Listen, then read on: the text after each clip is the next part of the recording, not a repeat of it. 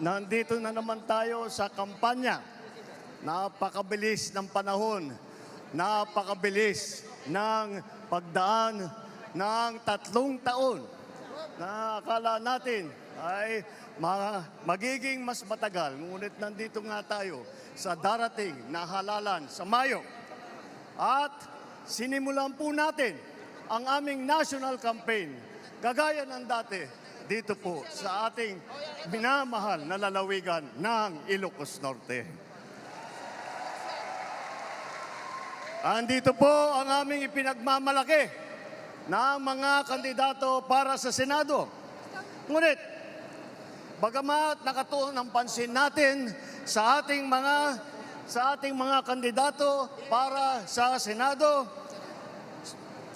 huwag po natin kaligtaan ang halos 18,200 na local executive na ating ihahalal sa Mayo.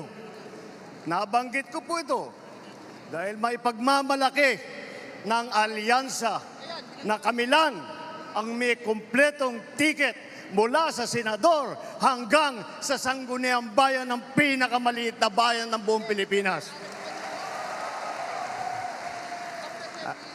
At hindi pangkaraniwan ang mga aming kandidato. Hindi po kagaya ng mga nakikita natin sa mga iba't ibang partido. Hirap na hirap makakuha ng kanilang mga miyembro. Ang aming pong ipinagmamalaki at pinaglalaban ay subok na at matagal nang nagseserbisyo sa publiko. Hindi po ay naaawa rin po kuminsan sa ating mga katunggali dahil nagmamakaawa para makakuha ng mga malalakas at magagaling na kandidato. Di tulad ng iba, karampot lang ang kandidato. Dito po, buo kami. Hindi lamang buo sa numero, ngunit buo ang loob para ipaglaban ang kapakanan ng bawat Pilipino at ang buong Pilipinas.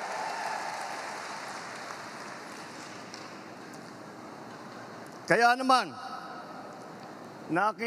nagtataka nga ako, parang yung mga iba na naging kandidato, nag-deliver lang yata ng suka, nabigyan na ng certificate of candidacy.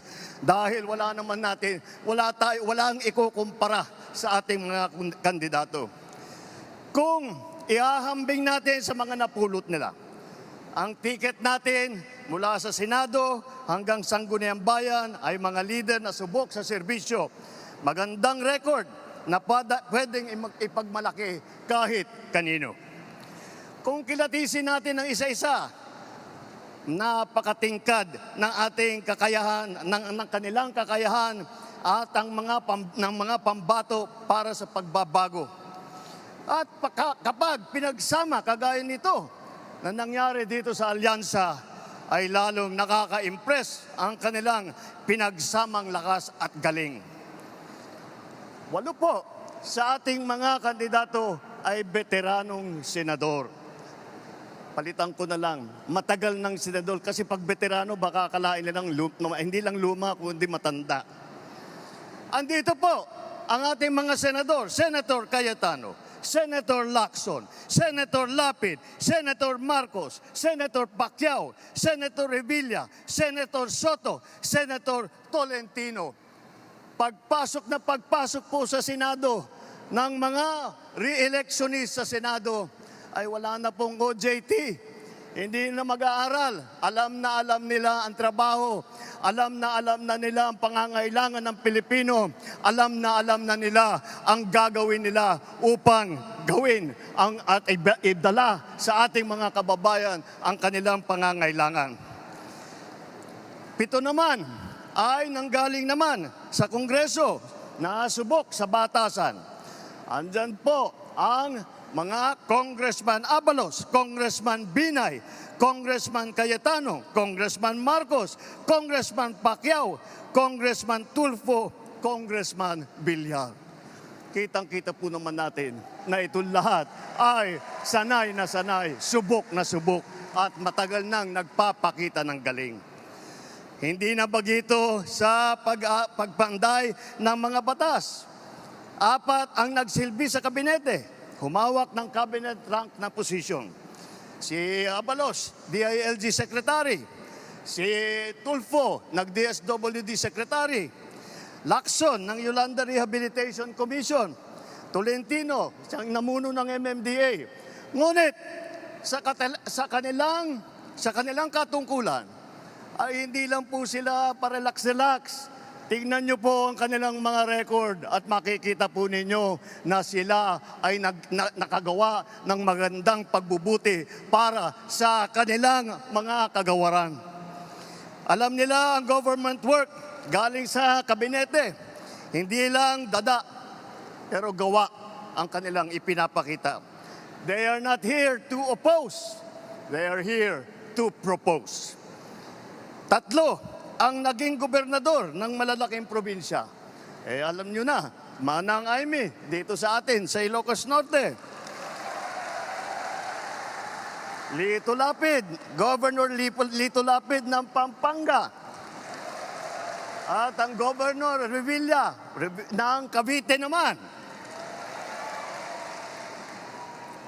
Bukod pa ron, kasama nila ang tatlong naging city mayor.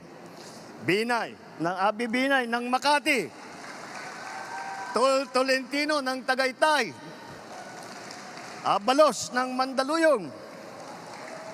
At huwag natin kalimutan na si Tito Sen, Senator Soto, ay naging vice mayor din ng Quezon City.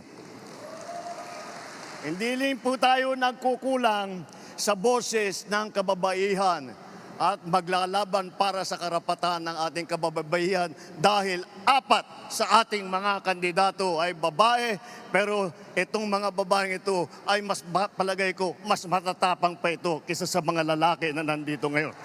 Mga abogado naman, 4 din. 4 ang abogado natin, Abalos, Binay, Cayetano, Tolentino.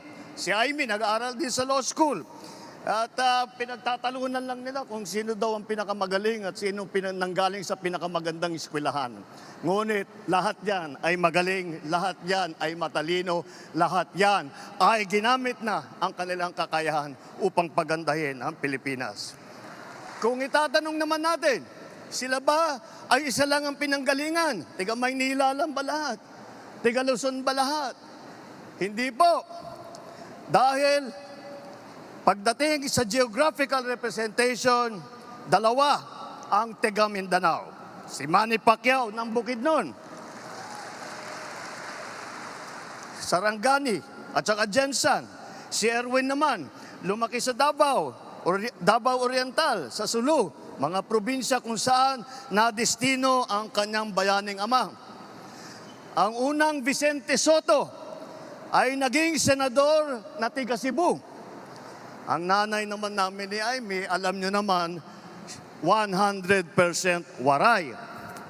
Alam naman natin pati na ang lolo ni Camille ay galing sa Iloilo. Yan po ang ating ipagmamalaki. Dahil po nauunawaan nila hindi lamang ang mga problema na hinaharap na nasyonal, hindi lang ang mga problema sa taas, sa Senado, ngunit lahat po sila ay may karanasan sa local government, may karanasan sila sa executive. Lahat po sila ay nakapagpakita na ng kanilang kakayahan. Kaya't po ay kayang-kaya naming maipagmalaki. Bukod po dyan, tignan niyo po ang record ng ating mga kandidato. Wala sa kanila ang may bahid ng dugo dahil sa tukhang. Wala sa kanilang kasabwat sa pagbulsa ng sako-sakong pera, pinagsamantalaan ang krisis ng pandemya, pinabayaan ang ating mga kababayan na magkasakit at mamatay.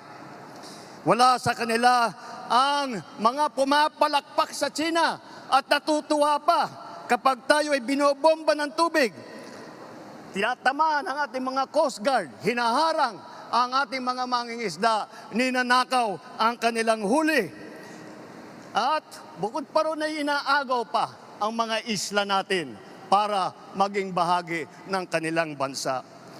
Wala po sa kanila ang tilang sakristan ng isang bulaang propeta na nasasakdal dahil sa pagyurak sa ating kabataan at sa ating kababaihan. Wala sa kanila ang tagataguyod ng pugad ng krimen, ng sentro ng paglalapastangan ng mga kababaihan na mga pogo. Tayo ngayon ay nasa sangandaan ng ating paglalakbay bilang isang malayang bansa. Bilang isang sambayanang may dangal, may sipag, at may talino. Tayo ba ay papayag na babalik sa panahon gusto ng kung kailan gusto ng ating mga liderato maging probinsya tayo ng China? Babalik ba tayo sa nakaraan na ibinubugaw ang ating bayan bilang isang sugalan ng mga dayuhan? Nais ba natin bumalik sa landas na umaapaw sa dugo ng mga inosenteng mga bata na inagaw sa kanilang mga anak, mga ina, kinuha sa kanilang mga tahanan at inagaw ang kanilang kinabukasan? Walang nagnanais na Pilipino na mabalik tayo sa ganyang klaseng pagpatakbo. Kaya naman, pakakatiyak po kayo na kapag ang ating mga kandidato ay naluklok sa Senado at sila ay nagsimula ng kanilang trabaho, asahan po ninyo na sila po ay hindi makikihalo, hindi makikilahok sa ganyang bagay na ating iniwanan na at naayaw balikan. Ang aming ipinagmamalaki, ito po ang ating mga kandidato para ng alyansa para sa bagong Pilipinas.